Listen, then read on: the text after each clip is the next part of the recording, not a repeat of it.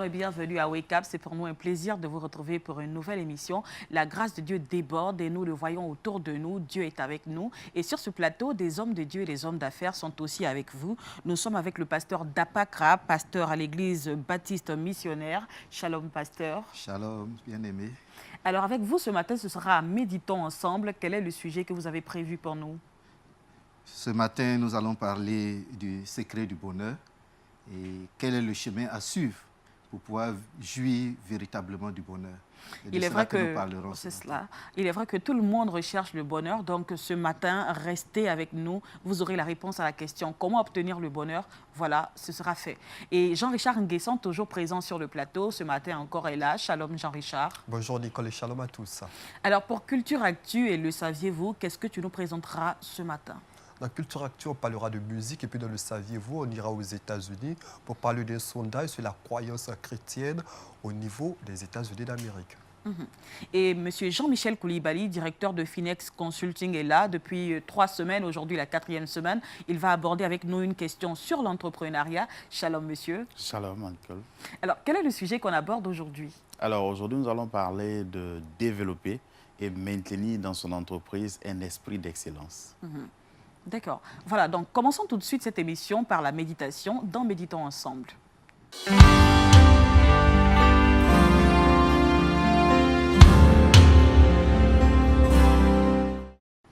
Le secret du bonheur, c'est ce dont nous parlons avec vous, pasteur, et nous vous écoutons.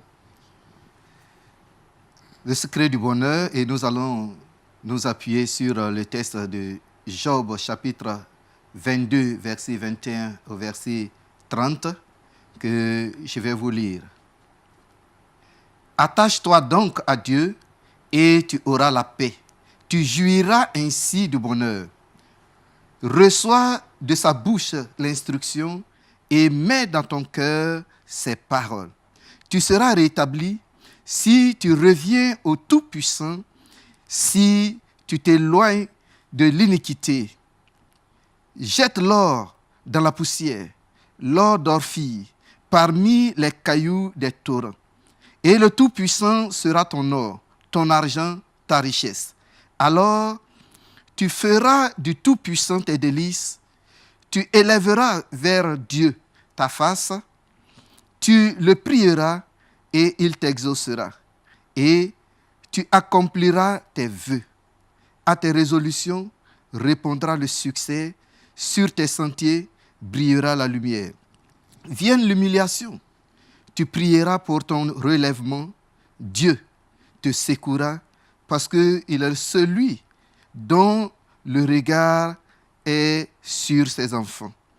Il secoue celui dont le regard est abattu. Il délivrera même le coupable qui devra son salut à la pureté de ses mains. Donc voilà le texte qui va nous soutenir le thème, le secret du bonheur.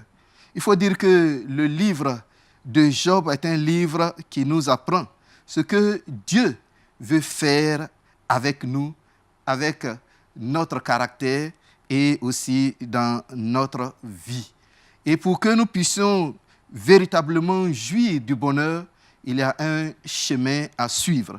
Et ce chemin passe d'abord par une décision et une action personnelle. Et le verset 21 nous encourage à cela.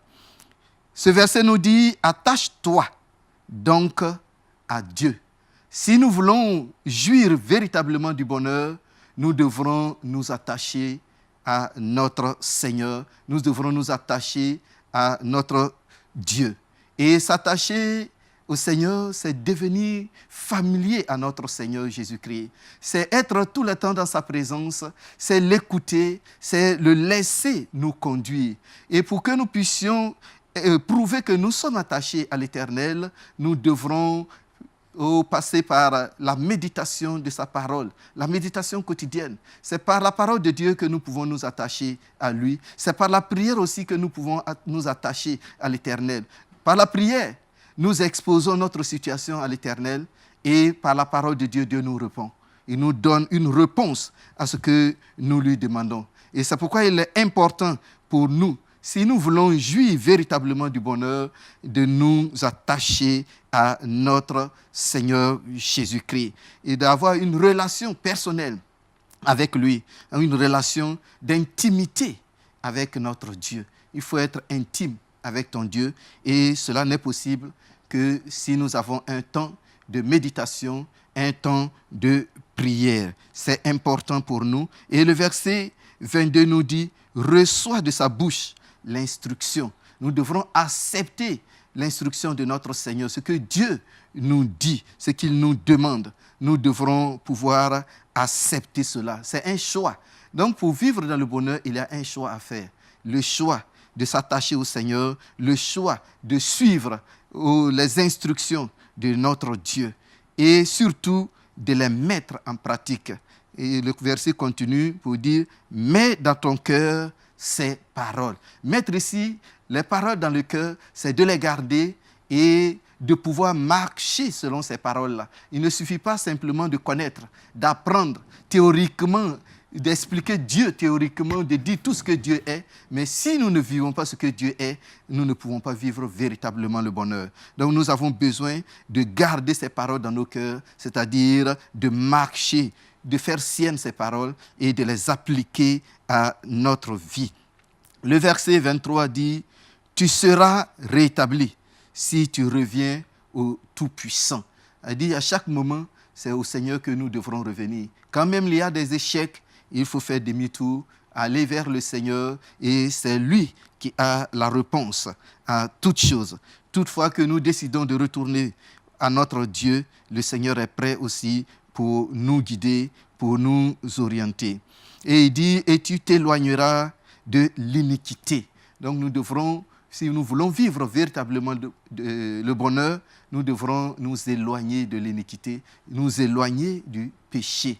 Lorsque nous vivons dans le péché, nous ne pouvons pas jouir véritablement de la bénédiction de l'Éternel. La parole de Dieu dit que c'est la bénédiction de l'Éternel qui enrichit. Et si nous voulons être enrichis de cette bénédiction, il nous faut vivre une vie de sainteté. Parce que nous ne pouvons pas entrer dans la présence de Dieu et vivre comme nous voulons. La présence de Dieu nous oblige à une vie de sainteté. Et c'est pourquoi il est important pour nous de pouvoir choisir de marcher, de demeurer dans la présence de Dieu. Et ce chemin du bonheur aussi passe par une compréhension et une acceptation du plan de Dieu dans notre vie ou pour notre vie. Il est important pour nous parce que Dieu nous dit certaines choses souvent, mais la plupart des temps, il est difficile de choisir cela. Et le verset 24, par exemple, il dit « Jette l'or dans la poussière, l'or d'Orphie, parmi les cailloux des torrents. Et le Tout-Puissant sera ton or, ton argent, ta richesse. » On nous demande de jeter nos biens en quelque sorte. Cela, c'est difficile souvent à appliquer pour pouvoir suivre le Seigneur. Mais c'est ce que Dieu nous demande. Ici, Dieu ne veut pas que nous dire simplement de ne pas avoir des richesses, de ne pas rechercher le bien-être. Non. Mais le bien-être ne doit pas être notre priorité. C'est-à-dire le bien-être ne doit pas courir derrière le bien-être au point d'oublier notre Seigneur, de ne même plus avoir du temps pour lui. À ce moment, nous n'avons pas jeté l'or dans la poussière. Ce que Dieu recommande ici, c'est que nous devrons avoir comme priorité Dieu. Et les autres choses vont suivre. Il dit rechercher d'abord le royaume des cieux et les autres choses suivent. Il n'a pas dit rechercher le royaume de Dieu et puis s'arrêter là. Il a dit croiser les bras et puis la manne va descendre du ciel. Non, même quand la manne descendait, arrivé à un certain temps, Dieu a dit non, c'est fini. Il faut que vous travaillez de vos propres mains pour pouvoir vous nourrir. Ça veut dire que Dieu veut qu'on ait des biens, mais il veut que ces biens-là soient des biens bien acquis. Et ces biens bien acquis ne peuvent venir que si nous sommes attachés à notre Seigneur, parce que ça nous donne de faire ce qui est bien et d'aller, de courir après ce qui est bien, ce qui glorifie le Seigneur. Et le verset 25 dira que l'Éternel deviendra notre or, notre argent, c'est-à-dire faire notre priorité, ça doit être le Seigneur Jésus-Christ. Le verset 26 dit « Alors tu feras du Tout-Puissant tes délices. » Oh, nous devrons apprécier le Seigneur, aimer le Seigneur, aimer être avec lui, aimer accepter sa parole, etc. Marcher selon ce que lui, Dieu, il nous dit. Il dit quand c'est ainsi, lorsque nous élevons la voix pour prier, lui, Dieu, il nous exaucera, selon le verset 27. Donc, si nous avons choisi de nous attacher à notre Seigneur, si nous avons choisi de l'écouter, d'accepter ce qu'il nous dit, de comprendre son plan pour notre vie et de l'accepter, alors ce chemin-là nous conduit au succès et au bonheur. C'est pourquoi toujours le verset 21, la deuxième partie, il dit que nous aurons la paix et nous jouirons véritablement du bonheur.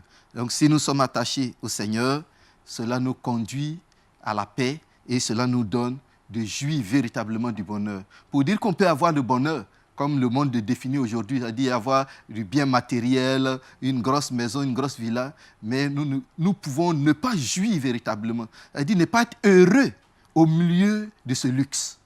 Donc ce n'est pas pour la Bible un bonheur. Le bonheur, c'est d'être heureux, se contenter de ce qu'on a. Même quand, selon les critères du monde, nous croyons que nous sommes pauvres. Mais si nous sommes heureux dans la présence de Dieu, je crois que nous sommes dans le bonheur que d'avoir des richesses et être toujours malheureux, en train de pleurer parce que nous ne sommes pas heureux. Souvent, nous voyons ces exemples-là parfois dans des couples où la dame a tout à sa disposition, mais si son mari n'est jamais à la maison, la joie ne peut pas être là.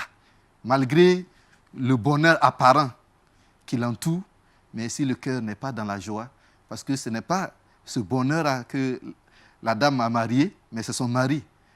Elle veut voir tout le temps son mari. Et Jésus ici est notre mari, est notre bonheur. Donc quand nous sommes dans la présence de Dieu, il n'y a pas autre bonheur que cela. Donc le choix d'être dans la présence de Dieu nous conduit à la paix et au bonheur. Et le verset 23 nous dit que Dieu nous restaure. Donc quand nous sommes dans la présence de Dieu, quand les choses ne vont plus, le Seigneur est là pour nous relever, pour nous restaurer. On peut compter sur lui, on peut s'appuyer sur notre Seigneur parce qu'il est toujours prêt à nous défendre. Et le verset 28 dit, à tes résolutions répondra le succès. Donc, quand nous sommes dans le plan de Dieu et que nous prenons des décisions avec Dieu, cela nous conduit au succès. Mais ce succès ne veut pas dire qu'il n'aura pas de problèmes, de difficultés sur le chemin. Tout chemin a ses difficultés, mais comme le Seigneur est là pour nous éclairer, parce que la parole de Dieu dit qu'il est notre lumière. Donc, il est là pour nous soutenir, il est là pour nous conseiller. Et quand nous sommes attachés à lui, dès qu'il y a un problème, alors nous venons à lui pour lui demander, pour lui exposer le problème et s'attendre à une solution de lui. C'est pourquoi au verset 29, il dit, « Vienne l'humiliation, tu prieras pour ton relèvement. Dieu secourt celui dont le regard est abattu. » Donc quand ça ne va pas, on vient à l'Éternel, on crie à lui et le Seigneur nous relève. Il est toujours prêt à nous relever quand même nous sommes abattus. C'est pourquoi il dit de s'attacher à lui, de l'aimer, de nous contenter de sa présence. Et le verset 30 dit, « Il délivrera même le coupable. » Quand même nous sommes coupables, quand nous revenons à lui et que nous lui exposons notre culpabilité, il est celui qui nous pardonne et qui nous relève pour nous aider à continuer le chemin dans la victoire. Mais malgré tout ce que le Seigneur fait avec nous, il nous demande de ne pas oublier quelque chose, c'est d'être reconnaissant. Parce que la plupart du temps, nous prions le Seigneur, nous crions à lui quand ça ne va pas. Mais quand ça va, quand nous sommes bénis, nous l'oublions. Et cela n'est pas bien. Le Seigneur nous demande de ne pas l'oublier, d'être des personnes reconnaissantes. Et c'est pourquoi le verset 27 nous dit, « Et tu accompliras tes vœux. » Oui, le Seigneur veut que nous accomplissions nos vœux. Parce que la plupart du temps, quand ça ne va pas, Seigneur, oh, si tu me donnes ceci ou cela, si tu me bénis, en tout cas, je ne vais jamais quitter ta maison. Et quand le Seigneur nous bénit, on n'a même plus le temps pour venir. Ah, bon, je n'ai pas le temps, je suis tellement chargé aujourd'hui, je ne peux pas participer au culte, etc. On a maintenant 1001 raisons pour ne pas faire la volonté de Dieu, pour ne plus marcher selon le Seigneur. Mais le Seigneur nous met en garde ici. Il est prêt à nous bénir, il est prêt à nous soutenir, mais il nous demande de ne pas l'oublier. Donc, pour résumer cela, je dirais que Dieu nous amène à nous attacher à lui si nous voulons avoir le bonheur, suivre ses instructions, et ces instructions ne sont que dans sa parole. Donc c'est là que nous pouvons trouver les instructions de l'Éternel. Et quand nous suivons les instructions de l'Éternel, nous pourrons aussi comprendre son plan pour notre vie. Donc suivre et ce plan-là que Dieu a tracé pour nous. Et si nous faisons cela, ça nous conduit tout droit au succès. Mais nous devrons nous souvenir que c'est Dieu qui nous a conduits au succès et ne pas l'oublier. Donc voilà le chemin que ce texte nous propose si nous voulons jouir véritablement du bonheur. Que Dieu nous bénisse. Alors, pasteur, vous allez prier pour tous les téléspectateurs qui nous suivent, mais pour nous aussi sur le plateau, nous avons besoin de cette prière-là, que le Seigneur nous permette de trouver le chemin du bonheur, mais le chemin du bonheur en lui. Prions le Seigneur. Père Céleste, nous te bénissons de ce que tu es le chemin du bonheur et nous ne pouvons rien faire en dehors de toi. Partout où nous voulons du succès, nous avons besoin de toi parce que c'est ta bénédiction qui enrichit. Et nous voulons cette bénédiction pour que nous puissions véritablement jouir du bonheur. C'est pourquoi viens et soutiens chaque personne qui a besoin de toi, qui a besoin de bonheur, qui a besoin de paix. Seigneur, tu es la réponse à nos questions, tu es la réponse à nos inquiétudes. C'est pourquoi je te présente chacun de nous en ce moment même et que tu viennes et que tu nous soutiennes, tu nous montres le chemin à suivre, ton plan pour la vie de chacun de nous. Nous savons que si nous suivons, Éternel Dieu, ton plan que tu as pour la vie de chacun de nous, nous pourrons être heureux. Alors éclaire-nous, donne-nous de nous attacher à ta parole qui est notre boussole et qui doit nous orienter chaque jour que tu fais, qui doit nous permettre de savoir comment décider et sur quoi nous baser, Éternel Dieu. Tu es la parole et nous te faisons pleinement confiance. Tu as dit de nous approcher de toi, de nous accrocher à toi et d'être tout le temps dans ta présence pour que toi tu nous bénisses. Alors, donne-nous cette force de nous approcher de toi et de marcher selon tes principes et de garder ta parole dans notre cœur pour que nous puissions être heureux. Que la gloire te revienne au nom de Jésus. Amen. Amen, amen, amen. Nous partons maintenant pour l'actualité culturelle dans Culture Actu.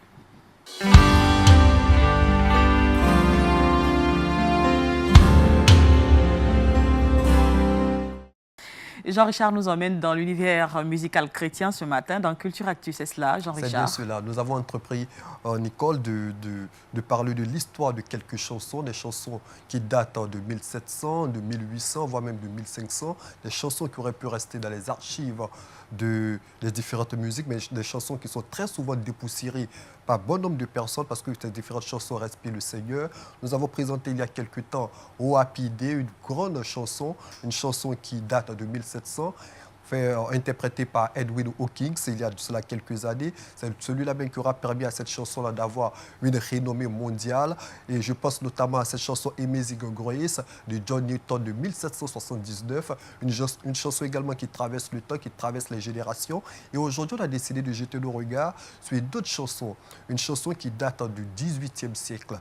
Et le titre de cette chanson, c'est Go Down Moses. Go Down Moses. Moses. Descends Moïse, une chanson inspirée de l'Ancien Testament et plus particulièrement du livre d'Exode 5, le verset 1. Une chanson qui a été popularisée par Paul Robinson, mais celui qui a permis à cette chanson-là d'être connue, d'avoir une dimension mondiale, c'est Louis Armstrong. Je rappelle que cette chanson était interprétée par des esclaves africains. Et ces esclaves-là, à travers l'interprétation de cette chanson, essayaient de s'identifier au peuple d'Israël, le peuple d'Israël qui était sous le joug de Pharaon en Égypte. Et au travers de cette chanson-là, les esclaves africains essayaient de pleurer à Jésus-Christ, de pleurer à notre Seigneur, afin qu'il sorte, pourquoi pas, de cette souffrance de l'esclavage, parce qu'ils identifiaient l'esclave, les esclavagistes blancs au pharaon. Et cette chanson-là, depuis 1700, traverse le temps. Et Louis Armstrong a été celui-là même qui a popularisé cette chanson. Et outre Louis Armstrong, il y a bon nombre de grandes voix de la musique gospel qui ont interprété cette chanson. Je pense notamment à Mahalia Jackson. Plusieurs grandes voix ont interprété cette chanson. Et cette chanson-là subsiste aux intempéries du temps, résiste aux différentes évolutions musicales. Et c'est cette chanson-là que je tenais à présenter à toutes ces personnes qui nous regardent aujourd'hui. J'aurais bien aimé, pourquoi pas, proposer l'interprétation de Louis Armstrong, qui est l'une des plus belles interprétations, qui est l'interprétation la plus connue. Regardez plus de 70 millions de fois sur YouTube. Et figurez-vous que cette interprétation de Louis Armstrong est classée comme l'une des interprétations les plus incontournables en matière de musique gospel. Mais j'ai décidé de vous proposer d'autres interprétations de quelques groupes à travers le monde, de Go Down Moses.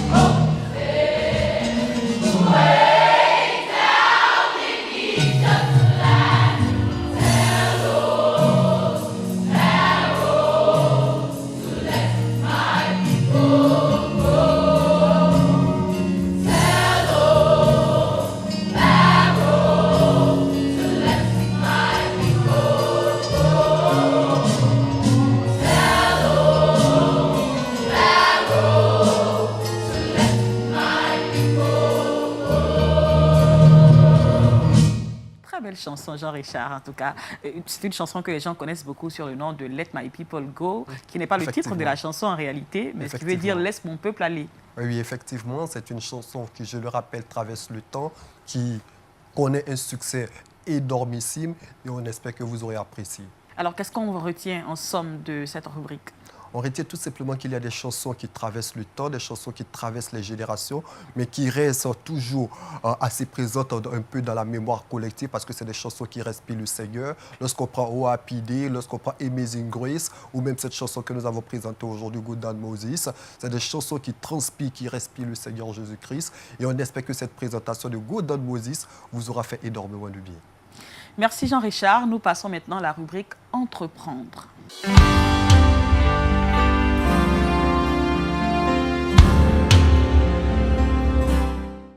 Développer et maintenir l'esprit d'excellence, c'est ce dont nous parlons maintenant avec M. Jean-Michel Koulibaly. Alors, quand vous parlez de développer et maintenir l'esprit d'entreprise, enfin l'esprit d'excellence, de quoi est-ce que vous voulez parler? Alors, disons que nous voulons en fait faire ressortir un point important pour toute entreprise. Vous savez en fait que dans le milieu de l'entreprise, la concurrence est, on va dire, est assez farouche en fait, surtout au fur et à mesure qu'on évolue dans le temps. Il y a de plus en plus d'entreprises qui se créent, qui font la même chose que vous, qui sont dans le même secteur d'activité.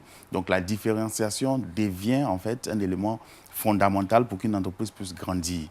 Et l'esprit d'excellence fait partie des éléments les plus importants pour créer une véritable différenciation. Et donc, le thème que nous donnons aujourd'hui, en fait, s'inscrit dans la démarche de différenciation d'une entreprise pour lui permettre de se démarquer des autres entreprises.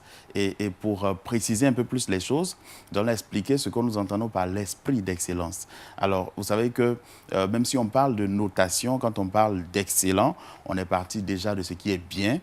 On est allé même à ce qui est très bien, et puis ensuite on est arrivé à ce qui est excellent.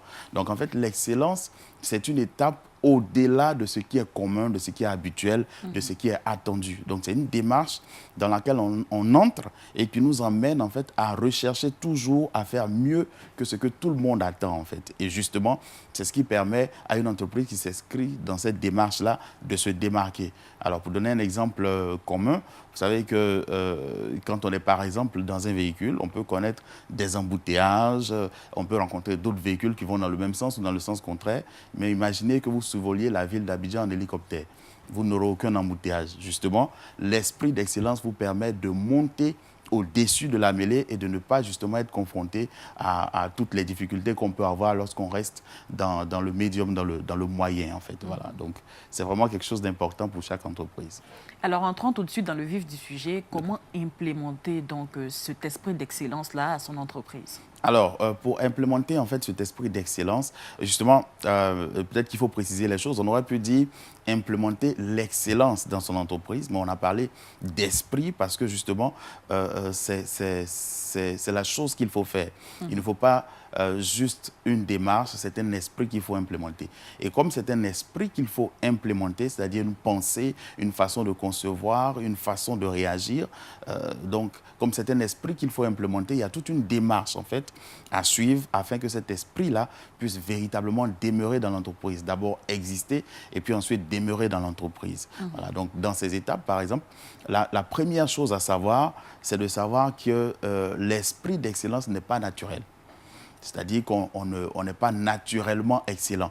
On le définissait tout à l'heure, il s'agit de dépasser la moyenne. Donc cela suppose que vous allez faire un effort supplémentaire par rapport à ce que tout le monde fait. Donc ce n'est pas naturel chez tout le monde de faire un effort supplémentaire quand on a déjà atteint un niveau qui est correct. Je veux dire, si vous vous arrêtez au bon, si vous vous arrêtez au bien, tout le monde vous dira, c'est pas mal, vous avez bien fait. Je veux dire, personne n'aura de grosses critiques. Mais l'excellence va au-delà de cela. Donc, pour aller au-delà, c'est une décision qu'on prend, c'est un effort supplémentaire qu'on fait. Donc, n'espérez pas que votre entreprise va rentrer dans l'excellence d'elle-même. Alors, vous avez décidé de lancer un nouveau produit, il ne sera pas excellent tout seul. Il va falloir que vous preniez la décision de communiquer donc cet esprit d'excellence à votre entreprise. Donc le premier point, c'est véritablement cela, ne pas simplement penser que la chose viendra naturellement. Ce n'est pas naturel, c'est une décision qu'on prend, ce sont des actes qu'on pose, c'est une démarche qu'on adopte pour pouvoir entrer dans cet esprit d'excellence. Donc deuxième stade de cette démarche. Alors le deuxième stade de cette démarche, c'est qu'il va falloir élaborer des valeurs, donner à votre entreprise des valeurs et une culture qui va en fait s'inscrire dans cette démarche de l'excellence. Alors, qu'est-ce que c'est? Comment on peut présenter simplement la culture d'entreprise? Alors, c'est un ensemble de pratiques, un ensemble de valeurs, de choses ou d'éducation qu'on veut donner à son entreprise pour qu'elle ait un visage en particulier. Donc, il faut que chacun puisse élaborer donc, des éléments qui font ressortir des valeurs d'excellence dans l'entreprise, en fait. Donc, comme je le disais au premier point, ce n'est pas naturel. Donc, il faut s'asseoir, décider des valeurs qu'on veut voir incarnées par l'entreprise, les éléments d'excellence qu'on veut voir faire ressortir par l'entreprise. Et puis, donc, l'étape suivante, ce sera justement de pouvoir communiquer ces valeurs qu'on a fait ressortir à l'entreprise. Alors, comment est-ce qu'on communique ces valeurs-là au reste de l'entreprise? Alors, on peut ressortir deux points principaux lorsqu'on veut communiquer ces valeurs à l'entreprise. La première des choses, c'est les communiquer par l'exemple, c'est-à-dire être soi-même la première personne qui incarne ces valeurs. Si vous voulez que votre entreprise soit excellente, il faut que vous-même, vous donniez l'exemple pour que tout le monde, en vous regardant faire, voit cet esprit d'excellence qui est en train de s'exprimer. Alors vous allez voir les employés se parler entre eux et dire « Ah ouais, le patron, il aime vraiment l'excellence, il aime vraiment ce qui est bien fait. » Mais si vous voulez communiquer quelque chose que vous-même vous n'incarnez pas, tout le monde sera en train de dire « Ouais, il dit ça, mais après lui-même, on le voit faire autre chose. » Voilà, donc la première chose à faire, c'est vraiment soi-même de pouvoir incarner donc cet esprit d'excellence-là en étant un exemple. Et puis ensuite, la deuxième chose, c'est donc trouver vraiment un cadre pour le communiquer aux employés. Donc, je reviens encore avec mon analogie entre l'enfant, l'éducation de l'enfant et l'entreprise. Alors, ça correspond en fait à la phase où vous inculquez des valeurs à l'enfant. Ça veut dire que vous lui parlez. Voilà, ça veut dire que vous lui expliquez les valeurs qu'il doit incarner. Mais il faut ensuite que lorsque vous communiquez ces valeurs aux différents employés, aux différentes personnes qui sont dans votre entreprise, que ces personnes puissent comprendre l'importance de ces valeurs. Ne dites pas simplement, quand on arrive désormais, il faut faire X, Y, Z. X, Y, Z, qu'est-ce que ça représente pour eux? Quelle est l'importance pour l'entreprise? Quelles répercussions ça aura dans la vie de tout un chacun, dans la pérennité de l'entreprise, dans le bien-être de chaque employé? Donc, il faut ramener en fait cet esprit d'excellence à l'impact que cela va avoir sur l'entreprise, non seulement, mais également sur le quotidien de chaque employé, afin que chacun sache qu'en implémentant, qu'en acceptant cet esprit d'excellence, en réalité, il est en train de faire quelque chose pour lui-même, pas simplement pour contenter un patron qui serait venu donc lui présenter des choses. Ok, Voilà. une fois qu'on a communiqué donc cette vision de l'excellence, en faisant comprendre aux employés quelle est l'importance en fait d'aller à l'excellence, qu'est-ce qu'on fait ensuite? Alors, il faut ensuite implémenter des démarches et des normes. Alors, c'est quelque chose qui est important, mais qui ne doit absolument pas venir avant d'avoir communiqué l'esprit. Parce que sinon, ce sera des règles à respecter. Quand vous avez fini de communiquer l'esprit et que les gens ont accepté d'avoir une démarche d'excellence, vous leur donnez maintenant une façon de faire et des normes qu'ils doivent respecter. Alors, pour vous donner un exemple précis, si vous dites, par exemple, nous voulons être excellents dans notre accueil. Donc, chaque client qui rentre dans l'entreprise, la démarche doit être de le saluer, de le prendre en charge, donc demander ce qu'on peut faire et prendre congé toujours en lui disant au revoir et en lui disant merci. Si vous avez fait cette démarche alors que l'employé n'a pas encore accepté l'esprit d'excellence, il va vous faire exactement la démarche, mais avec un esprit complètement différent. Vous imaginez, vous rentrez dans une entreprise et on vous dit « Bonjour ». Oui, c'est pourquoi? D'accord, merci, au revoir monsieur. Alors, quand vous allez venir faire un audit, on va demander « Est-ce que le script de réception a été respecté? » Oui, il a été respecté. Chaque étape a été respectée, mais il n'a pas été fait dans un esprit d'excellence. Donc, en fait, la démarche est donc de communiquer cet esprit, que chacun accepte donc d'être excellent et sache l'impact que l'excellence a sur l'entreprise. Et puis ensuite, lorsque vous donnez la démarche, les règles à suivre, chacun donc peut s'inscrire dans cette démarche. Mais en même temps, si vous ne donnez pas une démarche et que vous avez simplement dit aux uns aux autres il faut être excellent, ils ne sauront pas comment le faire. Donc, quelqu'un va juger que bien recevoir, c'est faire de telle façon. Quelqu'un d'autre, en fonction de sa culture, jugera que bien recevoir, c'est le faire de telle autre façon.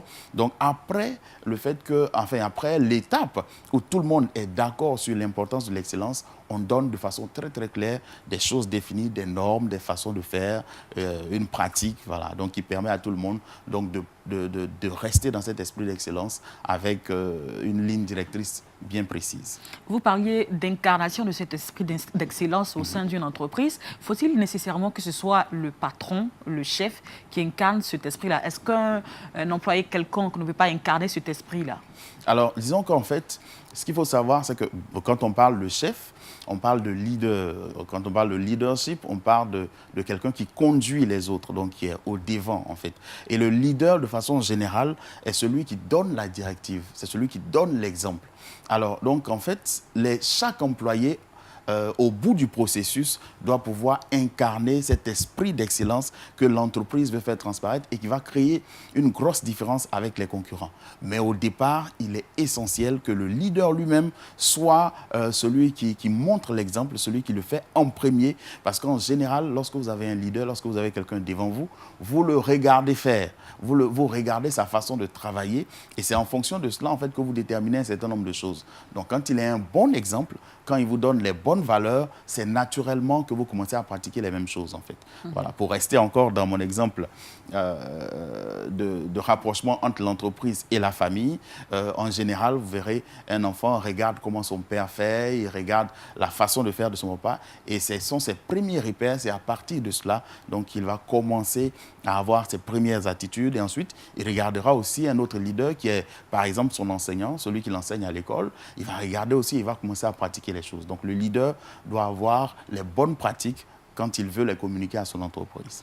Alors, il est facile d'être excellent 1 mois, 1 an, mais comment pérenniser donc cet esprit d'excellence au sein d'une entreprise pour que ça dure peut-être toute la vie de l'entreprise, pourquoi pas? Exactement, c'est vraiment ça le défi. Le défi, c'est que cet esprit d'excellence qu'on a donc puisse se pérenniser. On a tous eu l'exemple d'un restaurant, par exemple, où on est allé une première fois, 2, 3 fois, et on a dit, waouh, le restaurant est excellent, l'accueil est magnifique. Et puis, on est revenu 2 ans après, on ne sait plus ce qui s'est passé, on vous reçoit mal, le repas n'est plus ce qu'il était. Donc, on a perdu cet esprit d'excellence qu'on avait au départ. Alors, d'abord, pour le pérenniser, il faut accepter le fait que ce n'est pas, ça aussi, ce côté-là aussi n'est pas naturel. Ça ne dure pas dans le temps de façon naturelle. Pourquoi? Parce que l'entreprise va passer par différentes phases.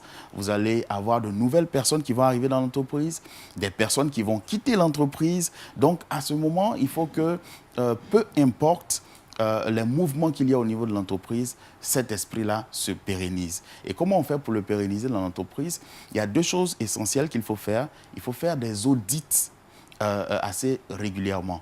Alors, quand on dit audit, on pense tout de suite à aller louer les services d'un cabinet international qui va venir nous facturer une somme assez importante. Non, ce n'est pas forcément le cas. Si vous pouvez le faire, c'est une très bonne démarche.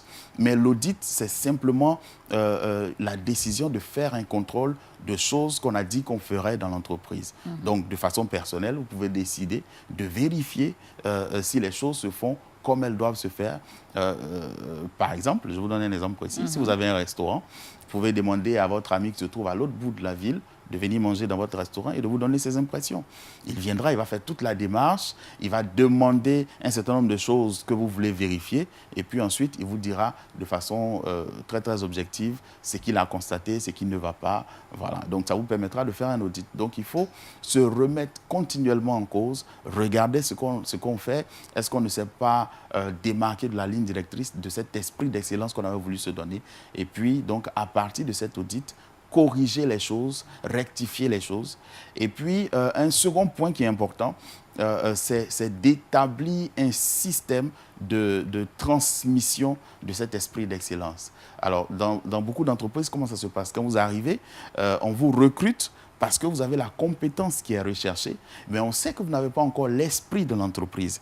Donc, avant de vous mettre à votre poste, avant de vous faire faire quoi que ce soit, on vous fait passer par, on va dire, une première étape qui est donc un genre de formation dans laquelle, en fait, on vous communique l'esprit de l'entreprise. Donc, vous n'allez pas tout de suite à votre poste, vous n'allez pas tout de suite travailler parce que vous êtes un bon technicien, mais on vient vous expliquer d'abord comment cette entreprise voit le client, comment on doit s'occuper de lui, qu'est-ce qui est au centre de l'activité de cette entreprise.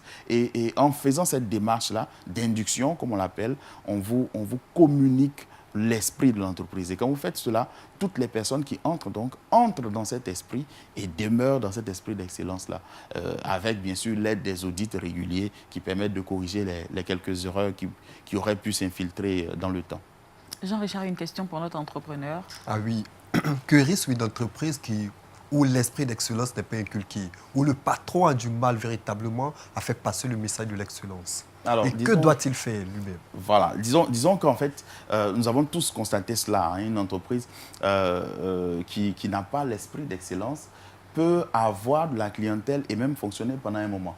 Mais il suffit qu'un concurrent qui a l'esprit d'excellence apparaisse dans le même environnement pour que toute la clientèle, ou pratiquement toute la clientèle, abandonne donc cette entreprise pour se tourner vers son concurrent. Ce qui suppose que vous allez perdre des parts de marché, que vous allez même peut-être devoir fermer simplement parce que vous n'êtes pas rentré dans cette démarche d'esprit d'excellence. Et simplement parce que aussi, tout le monde est sensible à l'excellence. Voilà. Donc, je veux dire, en fait, on recherche tous quelque chose qui est excellent. Et si vous avez constaté justement que cet esprit d'excellence ne se trouve pas dans votre entreprise, comme je le disais, ce n'est pas quelque chose de naturel. Donc, le fait que vous ayez constaté est la meilleure chose qui puisse vous arriver. Maintenant, il va falloir prendre la décision d'implémenter cet esprit d'excellence en essayant de suivre ces quelques étapes que nous avons données pour que désormais l'entreprise travaille dans un esprit complètement différent. Alors, pasteur, comment est-ce que vous appréhendez l'exposé de M. Koulibaly? Je crois que ce que M. Koulibaly est en train de dire est une vérité biblique, parce que Dieu lui-même est le Dieu de l'excellence. Regardez un peu quand il a créé le monde. On dit qu'il s'est assis. Il a dit bien, bien, bien. Et quand il est arrivé sur l'homme, il a dit il n'est pas bon que l'homme soit seul. Donc il veut faire l'excellence là. Et quand il a créé la femme, maintenant, il a dit tout est bien. Ou tout est très bien. Donc vous voyez que le Dieu qu'on sert aussi, c'est le Dieu de l'excellence. Il n'aime pas la médiocrité. Il aime toujours qu'on aille de l'avant dans l'excellence. Et c'est pourquoi, en tout cas, félicitations et vous encourage sur ce chemin. Merci beaucoup. Alors, M. Koulibaly, qu'est-ce qu'on doit retenir de cet enseignement-là? Alors, il faut retenir simplement que, en réalité, on ne peut pas faire l'économie de l'esprit d'excellence si on veut aller loin et si on veut voir son entreprise grandir et atteindre un certain niveau. Et donc, il faut très vite prendre conscience du fait que c'est un élément essentiel pour la croissance de l'entreprise et décider donc de se mettre dans cette démarche-là pour rechercher toujours dans ce qu'on fait une certaine amélioration, rechercher toujours le moyen d'aller au-delà de ce qui est simplement attendu, ou bien de ce qui est simplement conçu par la moyenne des gens. Alors, vous avez eu pendant 4 semaines, on a été bénis par vos exposés. Merci. On ne saurait vous laisser partir sans que vous donniez votre contact pour les personnes qui aimeraient vous contacter pour des conseils éventuellement dans certaines entreprises. Ok, donc on va juste donner deux numéros pour ne pas créer la confusion avec plusieurs numéros. Alors, vous avez le 22 41 52 52, 22 41 52 52 et le 05 38 53 43. Ok, merci M. Koulibaly. Nous continuons cette émission pour Le Saviez-vous.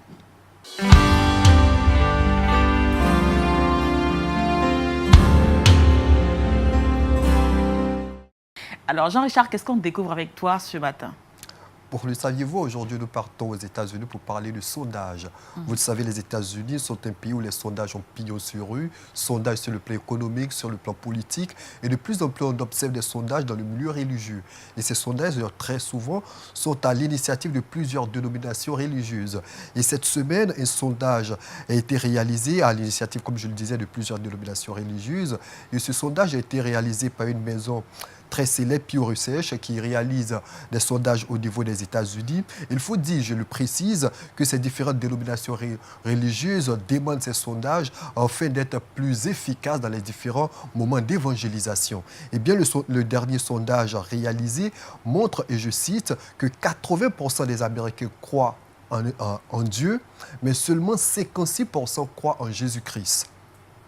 Selon ce sondage, et 33% des Américains ne croient pas en Jésus-Christ, 10% ne croient à aucune forme de Dieu. Et selon ce même sondage, la croyance au Dieu de la Bible est plus fréquente chez les femmes que chez les hommes, soit 61% des femmes au niveau des États-Unis croient en Jésus-Christ contre 50% d'hommes. Et puis on retrouve au niveau de ce sondage que les politiques ont même été sondés et selon ce sondage, 70% des républicains croient en Jésus-Christ, seulement 45% des démocrates. Donc, les politiciens croient plus en Jésus que le reste de la population, pasteur. Comment est-ce que vous expliquez cela? Il faut dire que le monde aujourd'hui est en train de s'éloigner de plus en plus de Dieu et que le monde est à évangéliser. L'Amérique nous a aidés en Afrique en apportant l'évangile, en nous aidant dans l'évangile. Mais je crois qu'aujourd'hui, c'est l'inverse qui doit se faire. Il faut aller vers l'Amérique pour pouvoir évangéliser et surtout présenter Jésus-Christ. C'est vrai de croire en un Dieu, mais le Dieu qui sauve, on sait que ce n'est pas le Seigneur Jésus-Christ et c'est important aujourd'hui que l'évangélisation se fasse dans cette grande nation. Et je crois que le sondage est bienvenu pour découvrir un peu l'état d'âme de ce pays-là. Et si les autres pays comme la Côte d'Ivoire, on pouvait faire cela, je crois que c'est aussi un bon exemple pour voir un peu. Parce qu'on s'est dit, tout le monde est chrétien, mais est-ce qu'en réalité, Qui croit en Jésus on ou pas? vit cette véritable foi en Jésus-Christ? Donc, je crois que c'est une bonne chose. Monsieur Koulibaly. Alors, ce que je voudrais dire, c'est que ce type de statistique, c'est vraiment important par rapport à la démarche que l'Église veut avoir et l'efficacité dans l'évangélisation. Alors, on a pris l'habitude de voir les entreprises faire des sondages pour savoir quel marché attaquer, est-ce que le produit a une bonne pénétration. Je pense que c'est une bonne démarche aussi de regarder l'ampleur du travail. Ça nous motivera certainement à beaucoup plus parler du Seigneur. Et puis ce qui est intéressant dans ce sondage, c'est que les Noirs sont la race au niveau des États-Unis le plus attachée à Jésus-Christ. Les Noirs sont plus attachés à Jésus. Est-ce que l'esclavage expliquerait cela? Bon, le sondage ne l'a pas dit, pourquoi pas peut-être? D'accord. Alors nous terminons ici avec Jean-Richard, mais avant notre verset boussole. Le verset boussole, Nicole, est tiré du livre de Job, le chapitre 22, verset 21, qui dit « Attache-toi donc à Dieu et tu auras la paix. Tu jouiras ainsi du bonheur. » Attache-toi à Dieu, tu auras la paix, tu jouiras ainsi du bonheur. Si tu recherches le bonheur, et c'est sûr que tu recherches le bonheur, attache-toi tout simplement au Seigneur. C'est ce que dit notre verset boussole. Prie le Seigneur, médite sa parole, rapproche-toi de lui et tu verras, tu auras le bonheur. Passez une bonne journée sur Lumière du Monde Télévision, la vie chez vous.